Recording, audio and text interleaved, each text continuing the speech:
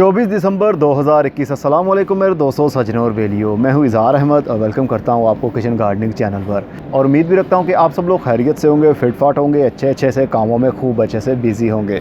थ्यूजा plant, जिसको मोर पंख भी कहते हैं, इसकी हमने केयर कैसे करनी है और इसको कौन सी बीमारी ज़्यादातर लगती है और इसको हम कैसे प्रोपोगेट कर सकते हैं, एक पौधे से कई पौधे कैसे बना सकते हैं, आज की वीडियो में हम यही देखने वाले हैं। इस पौधे के ऊपर मेरी पहले कोई भी वीडियो मौजूद नहीं है, मतलब 2013 से लेकर अब तक कोई भी वीडियो मैंने अपलोड नहीं की। तो चलिए आज फिर इस पौधे के बारे में जानते हैं, इसकी केयर हम कैसे कर सकते हैं।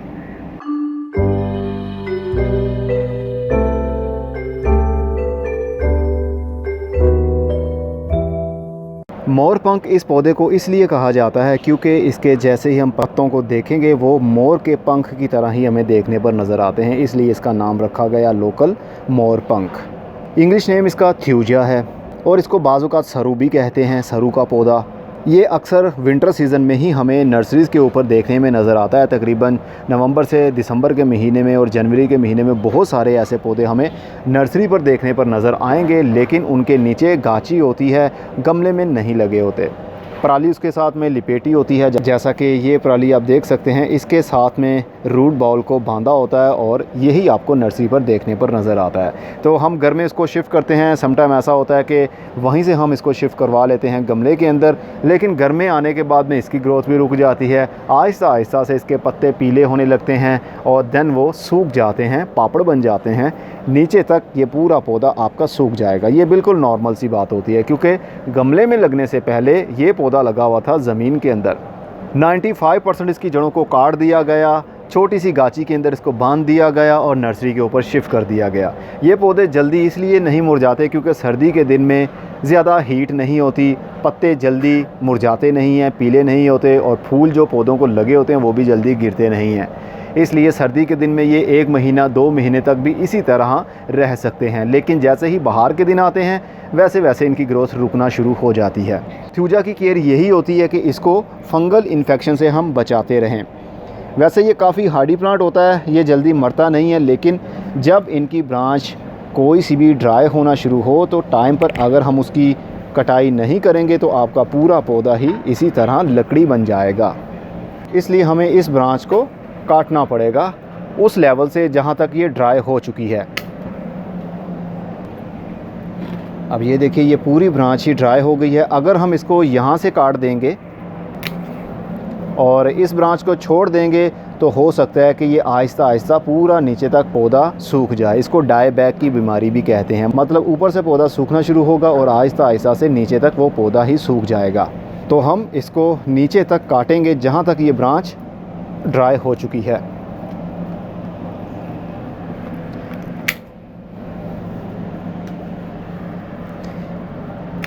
इसकी ड्राई होने की एक और रीज़न भी होती है, जहाँ तक सूरज की ब्राइट लाइट नहीं पहुँच पाती वहाँ पर फंगस एक्टिव हो जाएगा और पत्ते आपके मुरझा जाएंगे, टहनियाँ ब्राउन होने लगेंगी और एक टाइम आएगा पौधा आपका मुरझा जाएगा। इसलिए इसको ब्राइट लाइट में रखना है, फुल धूप वाले एरिया में रखना है, तभी इसकी ग्रोथ सही अंदाज से बढ़ पाएगी। इसको प्रोपोगेट करना बहुत आसान होता है। एक आपने मोटी सी ब्रांच ले लेनी है। फॉर एग्ज़ाम्पल ये मैं ब्रांच ले रहा हूँ, ये देखिए, इसके नीचे वाले पत्ते हमने काट देने हैं।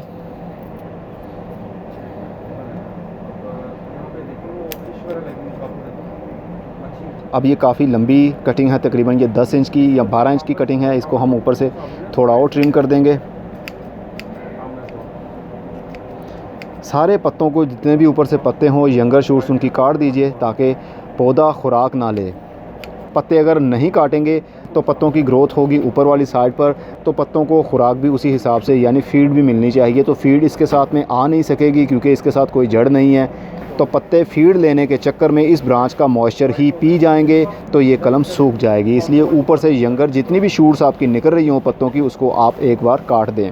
ये अब तकरीबन 7 से 8 इंच की कलम बन गई है। इसको हम लगाते हैं मिट्टी के अंदर। ओनली मिट्टी के अंदर भी आप इस कलम को लगा सकते हैं, इसकी ग्रोथ शुरू होती है। इसको वेल ड्रेन सॉइल के अंदर लगाएंगे तो अच्छा रहेगा।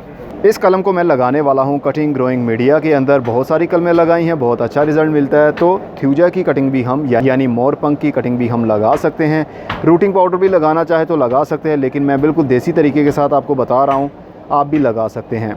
मैं इसके अंदर लगा रहा हूँ, आपके पास ओनली मिट्टी हो तो आप उसके अंदर भी लगा सकते हैं। मिट्टी बस ऐसी होनी चाहिए जो कि चिकनी ना हो। ये वो मिट्टी है जो नर्सरी से हमें मिलती है, इसको बल वाली मिट्टी कहते हैं, जो कि दरिया के तले में से या फिर नहर के तले में से निकलती है। वेल ड्रेन सॉइल होनी चाहिए, पानी इसके अंदर जमा नहीं होना चाहिए, तब आप कटिंग को लगा सकते हैं। मैं इसको सॉफ्ट मीडियम के अंदर लगाने वाला हूँ। पहले भी कुछ मैंने कलमें लगाई हैं, लेकिन इसकी रूटिंग जल्दी शुरू नहीं होती। तकरीबन इसकी रूटिंग 3 से 4 महीने या 2.5 महीने भी लग सकते हैं इसकी रूटिंग शुरू होने में। वैसे इसकी कटिंग लगाने का सही टाइम बरसात के मौसम में होता है, क्योंकि उस स्टेज के ऊपर उन दिनों में काफ़ी नमी रहती है, मौसम में ज़्यादा हीट नहीं होती, ना ज़्यादा ठंडक होती है, नमी बनी रहती है, तो आप कलम लगा सकते हैं। लेकिन हमारा बहुत बड़ा सा ये पॉली हाउस है, तो इसके अंदर हम कलमें लगा सकते हैं। इवन के दिसंबर का महीना है, बहुत ज़्यादा ठंड है, लेकिन इस पॉली हाउस के अंदर काफ़ी हद तक नमी इंक्रीज़ रहती है, तो कलम की रूटिंग भी आसानी से शुरू हो सकती है। बहुत ज़्यादा इसकी केयर नहीं है, जो केयर थी वो मैंने आपको बता दी है। और इसकी कलम को पानी बिल्कुल नॉर्मल देना है। एक मरतबा मिट्टी के अंदर आप पानी ऐड कर दें तो मिट्टी जल्दी खुश्क नहीं होती। अगर आप सर्दी के दिन में ही कलम लगाना चाह रहे हैं तो फिर जिस गमले के अंदर आपने कलम लगाई है उसको किसी शॉपर के साथ, शॉपिंग बैग जो कि ट्रांसपेरेंट हो, उसके साथ कवर कर सकते हैं, ताकि अंदर वाली साइड पर ह्यूमिडिटी बनी रहे, तो कलम की रूटिंग भी शुरू हो जाएगी। लेकिन इसको 2.5 से 3 या 4 महीने भी लग सकते हैं। इसकी प्रोपोगेशन का एक और तरीका भी होता है जो कि सीड से होता है। थ्यूजा के सीड्स भी आते हैं। किसी पार्क में जाइए, ये सीड्स हैं इसके, इस तरह के सीड्स आप लीजिए और उनको भी जर्मिनेट कर सकते हैं। लेकिन मुझे लगता है कि 1 महीने से ज़्यादा सीड की जर्मिनेशन में भी लग सकता है।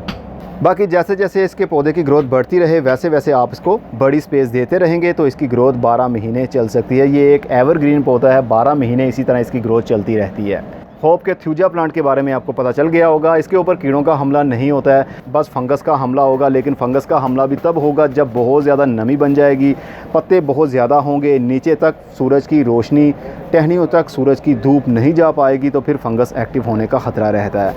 अदरवाइज़ इसकी ट्रिमिंग टाइम टू टाइम आप करते रहेंगे, शेप देते रहेंगे, तो कभी भी आपका पौधा मरेगा नहीं। एक पौधे से बहुत सारे पौधे आप बना सकते हैं। अब मैं चलता हूँ, अपना बहुत सा ख्याल रखिएगा। खुदा हाफिज़।